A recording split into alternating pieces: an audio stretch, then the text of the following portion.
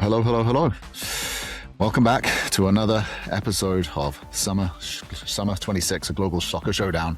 My God, you can't even say it. You're so jaded. It's so jaded. We've been doing it for too much. Hey? It was a long Father's Day. Lots of all over again. It is. It's endless hitting on with a change of T-shirt. I mean, Lordy. On the treadmill. Yes, indeed. Qooligan, how are you? Post Father's Day, post World Cup. Have you hit the fatigue point yet, or are you still getting close to it? I mean, I've pushed through the fatigue point. It's just I am looking forward to a day where there will be fewer than 4 games. I will say that. But no, my entire day is sort of shifted around the gaps in between the games when I have to go and do all the other things in my life. Mm-hmm. So that's the way it just is. That's the way it is. Until it won't be. So. Until it won't be. Well, we're getting to the point where we've got a few more days, and then we are getting into that third round of the groups, and then suddenly all the games are played at the same time for sporting integrity reasons. So yes, so it will be a little bit manageable. That will be interesting. Yes, mm-hmm. that is coming up soon. That's true. Wow, actually sooner than I thought. The first one of those should be Wednesday. Thursday, I think it's Thursday. Thursday's the first game where it's where they go back to Group A and they start playing at the same time for that third day. So yeah, I think it's Thursday. I think it is Thursday. It is not Thursday. It's Wednesday. Look at that. You're right. Yeah, it's Wednesday. Yeah. And they have I do research.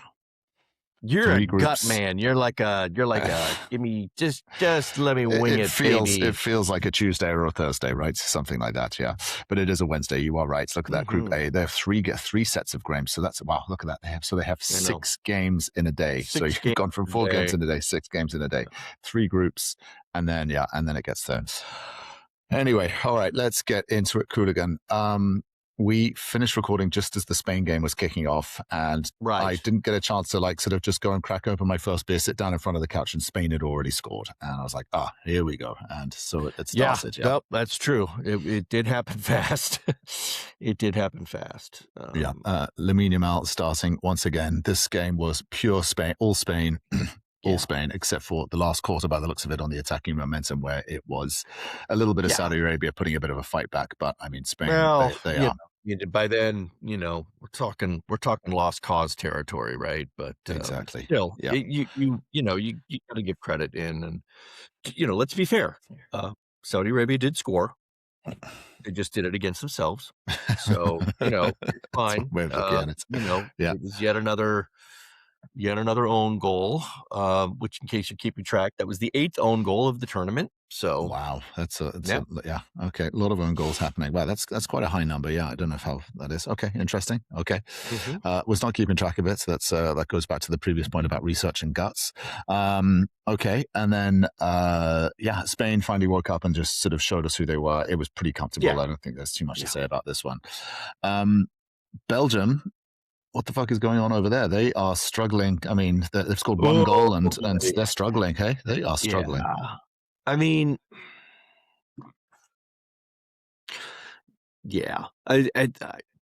one of my children put it best. Belgium are really good until they get to a World Cup.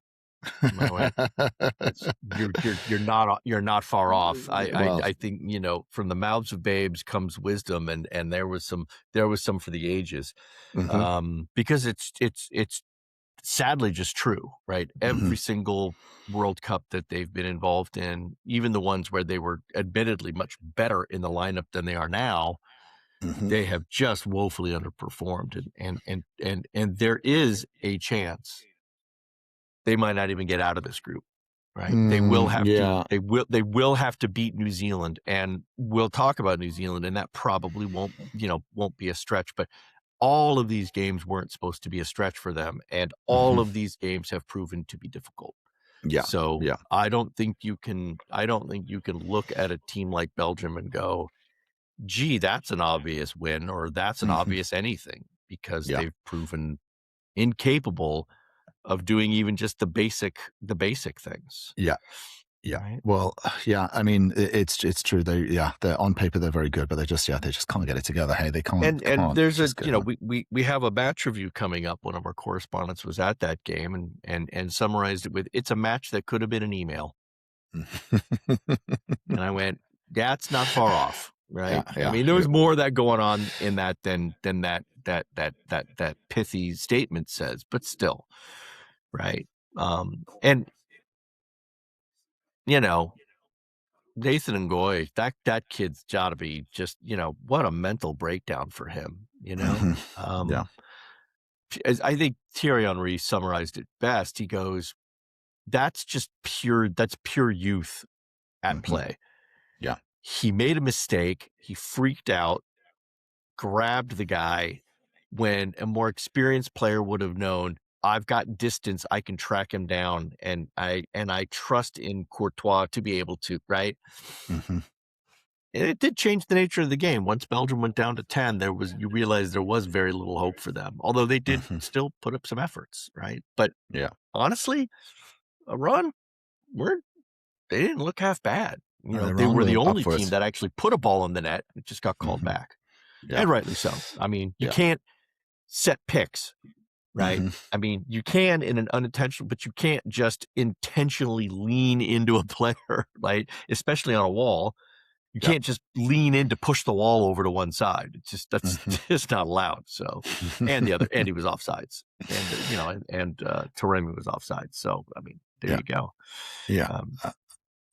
Even down with 10 men, Belgium still had 70% possession. They took 23 shots.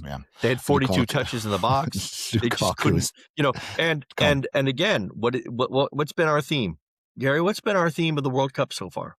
The underdogs are over delivering. Wrong. I mean, yes, that's one theme, but the one I'm guiding you towards a particular theme here. Is that what goals win games?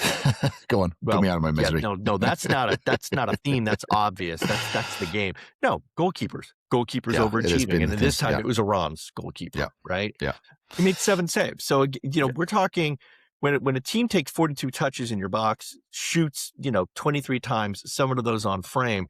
You expect one of those to go in, and Belgium had every right to expect that, but no, Ali Reza. Baron Bond decided, not today, not with my flowing hair and my my great looking beard. Just blocked everything, right? So that's it. Again, one more time, goalkeepers making all the difference. Good or bad? Good or bad. Well, good and bad. Yes. Speaking of goalkeepers, obviously everyone's favorite goalkeeper, Vozinha, is obviously sort of Cape Verde. I mean, got another point yesterday, which is fantastic. Uruguay, again, also you'd expect Uruguay to have comfortably put aside Cape Verde, but they just won't go down, will they? They will not lose a game. I mean, I don't. I'll say it. Uruguay were utter trash. Yeah. I mean, they look awful. Completely disjointed, completely devoid of any shred of creative inkling. I mean, just Darwin Nunez looks. I mean, well, first of all, his corner rolls are never a good idea. But let's try to put aside that. Let's try to put aside poor choices of hair. But it just doesn't look. I mean, Lukaku had more life than he did. And Lukaku hasn't started a game in 2026 until the Belgium game, right? And I'm not sure Nunez has started that many himself. So they're just, these are once great players, a little out of their comfort zone, definitely not in their tip-top fighting shape, and it shows, and it clearly shows, right? Against a Cape Verde team, which is just playing for freely, the fun of it. Yeah, for the fun. I mean, and the really, freedom. it doesn't. It just looks like they're having a good time out there. Well, it really does go to show, not like nervous, when you don't anxious. have anything to play for, when your expectations are here and like we're just going to go and have a good time, you suddenly have a lot more freedom and no pressure on you, right? And they respond with it. Again, this is not a team that's going to beat you in possession. This is not a team that's going to dazzle you in front of your own box, twist your ankles around, and put one in. They're just going to do basic, tough defending, try to get some counters, and again, have fun, just to be simplistic about it. The most astounding thing right now is They have 5 fouls in 2 games. That's amazing. Hey, 5. Wow, that's amazing. I mean, for a team that plays low block, park the bus, 5 fouls is pretty incredible. They have 3 yellow cards, mind you. So when they do foul, they foul good, right? they foul hard. They sure cuts, yeah. Sure, they leave a mark, or they do it intelligently. Yeah. But what that is a sign of a well-coached, well-disciplined, well-in-sync team, right? And there were a couple of plays that really came out of it. First of all, Vosini didn't have a good game, right? He did not. His mother's he did not make presence, one save. Yeah, in his that mother's game. presence put him off, clearly, yes. Right? No, that's not it. He wasn't called upon to make saves. That's the difference, right? Uruguay had 2 shots on frame. Both of those were blocked by the defense. Mm-hmm. Yeah. So that's an interesting thing, because even, like, I'm not saying Vosini wasn't impactful. He was. He just didn't get any saves. But on crosses, he would go and get touches. And even though his touches would put the ball back into other places, his defenders were smart enough to know to shut down the angles. Mm-hmm. They block shots. When Vosini is not in his position, they block shots. And the first goal was a good example of that. That was what I would call a fluke goal. Vosini was right there. He was tracking that ball to put it out of play. It hit the post, and by then, he's like, he was out of position, and that was how, I think it was Betancourt. One of, that's how, or no, that was Araujo. He was able to go in and do the diving header in. That is a play that happens because of some roll of the dice. That's a roll of the dice, random play in some ways. If Vosini gets a hand on it and it doesn't hit that post, they don't get that goal. Fine, whatever. Right? That's no big deal. And that was really the worst stretch for Cape Verde. They just kind of lost their focus, and they yielded those 2 goals. But let's be honest. Did you see that free kick? I mean, why bother putting a wall if you're just going to jump and turn your back to it and create a gap that's like the size of a football and a half? Yeah. I mean, seriously. If those 2 weren't completely eviscerated by Bielsa, he's not doing his job. I mean, if this was a youth game, those 2 would have been pulled out and given the riot act on the sidelines. Yeah. It was terrible. It was utterly terrible. Not to take away from the fact that the Cape Verde guy went, you know what, I'm just going to shoot it slow and hard, just see what happens. And sure enough, it went in. I don't think anybody in the universe is more surprised than he was on that. Yeah. And also, the goal, right? And then, of course, there was another defensive snafu that led to the second goal for Cape Verde. And everybody will go, oh, yeah, you see, they can't defend and all that, and blah, blah. But again, I do not want to take away from this. And by when I say young man, he is a young man. Helio Varela, right? He plays for Maccabi Tel Aviv in Israel. He's 23 years old. For him to see that opportunity and at an almost full sprint, take the ball off his chest and then onto his foot on the volley into that net from 35 yards out is an incredible feat of skill. That is not an easy thing to do under any stretch.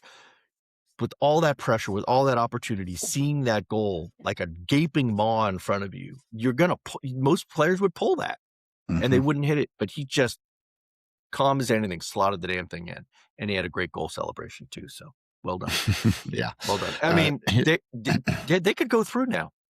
Shockingly, they could absolutely pull one of the more like incredible stories of the World Cup if they manage to get a win or even a draw or anything. Who knows? It's like right now they've already overachieved.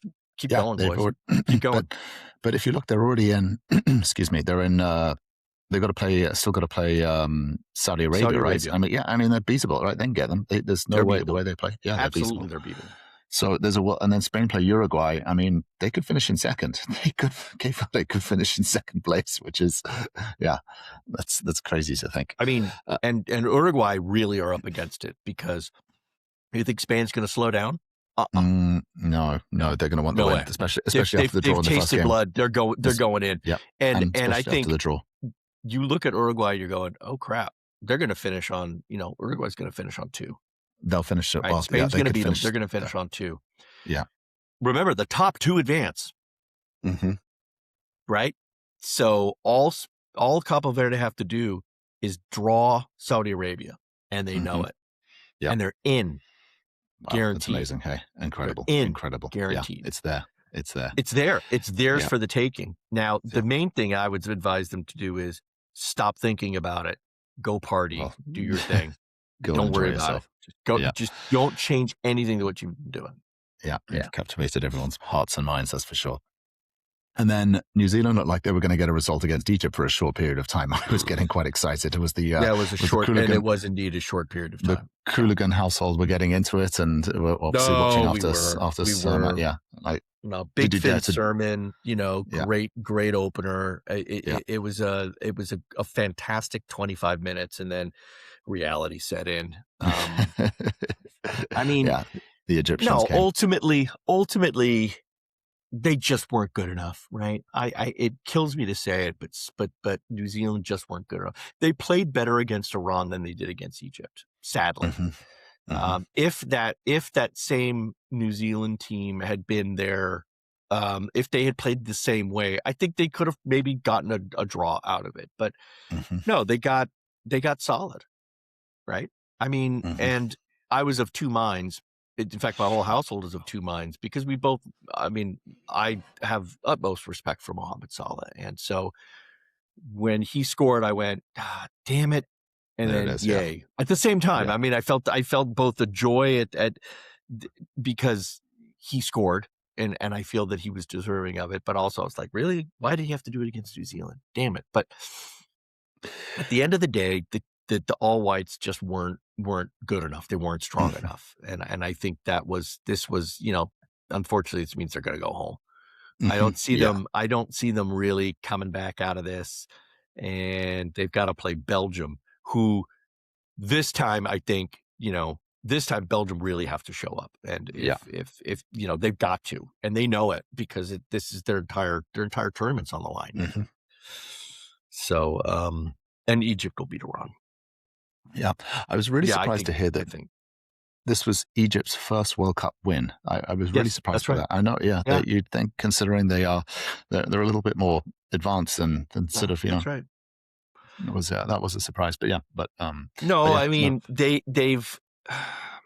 they do really well in Africa, but they've never really done that well internationally, even with Salah, and they've not qualified for a couple of World Cups, and so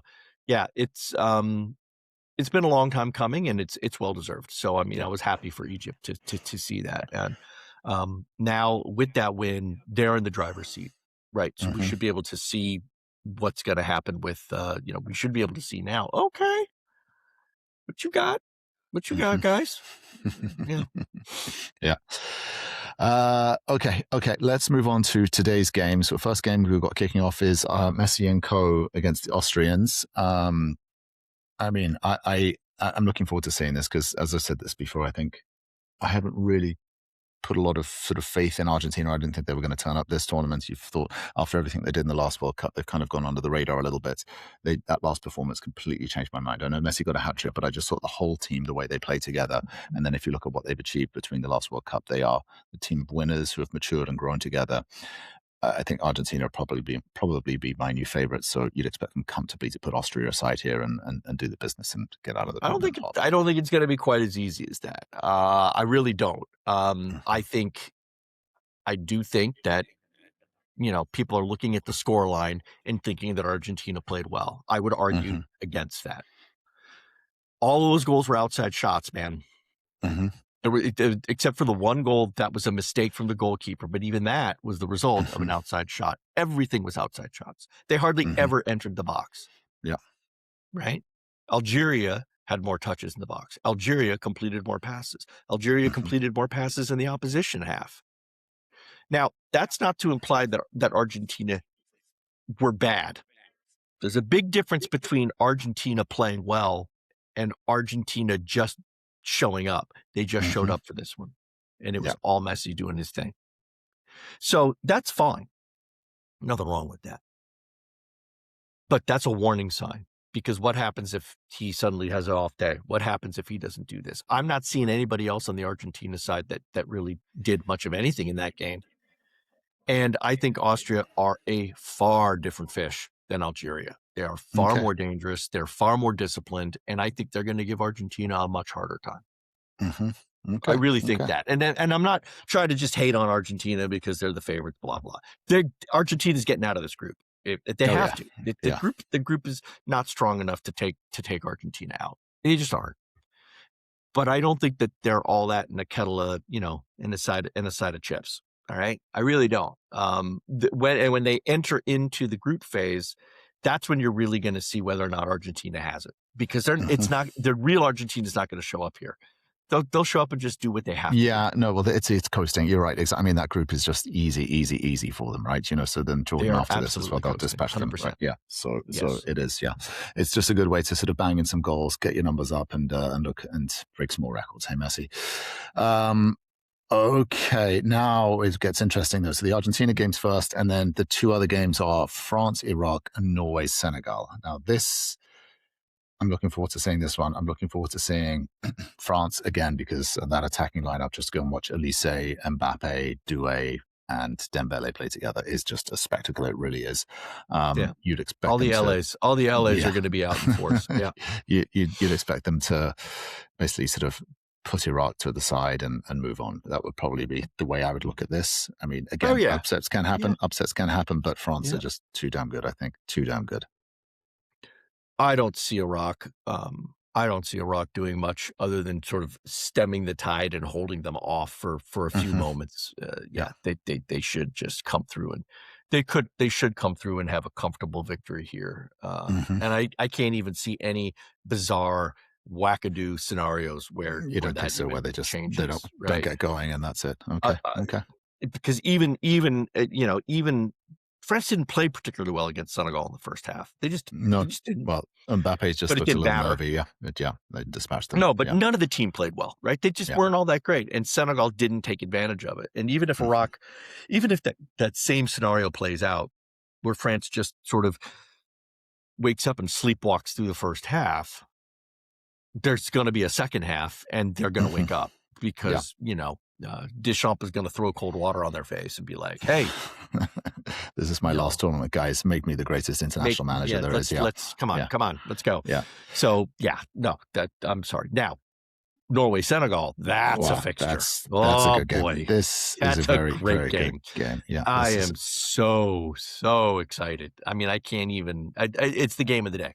Truly. Yeah, I agree. It is. And even though we do get to watch Argentina or France as well, but I agree with you. It's what's interesting, what surprises me is Senegal are ranked 15th in the world and Norway 31st. Yes, they are. Yeah, and Norway 31st. But, well, I don't think I know. Which goes to show that the FIFA rankings are completely whack. Well, yeah, exactly. Well, considering sort of, Senegal have had more World Cup appearances and obviously won the African Cup of Nations in an interesting manner, as we discussed. Norway have not done the same things for the same level. So they did not win the African Cup of Nations. Sorry, well, there you go. It's still confusing, yes. But Norway and Haaland, I think, I mean, obviously sort of Kubali and was it Nia Kahate is obviously that central defense, obviously with Diouf and Dienza. Those guys are going to have to sort of just park the bus and just try and contain him, because that's how it is. And to your point, I think when we discussed them last time, you were saying Haaland is just a decoy as well, right? He will just suck in 2 or 3 defenders who are challenging him and just leave it open for the other players to run through. Yeah, and leave it open for everybody else. It's not as if he's not the only one there.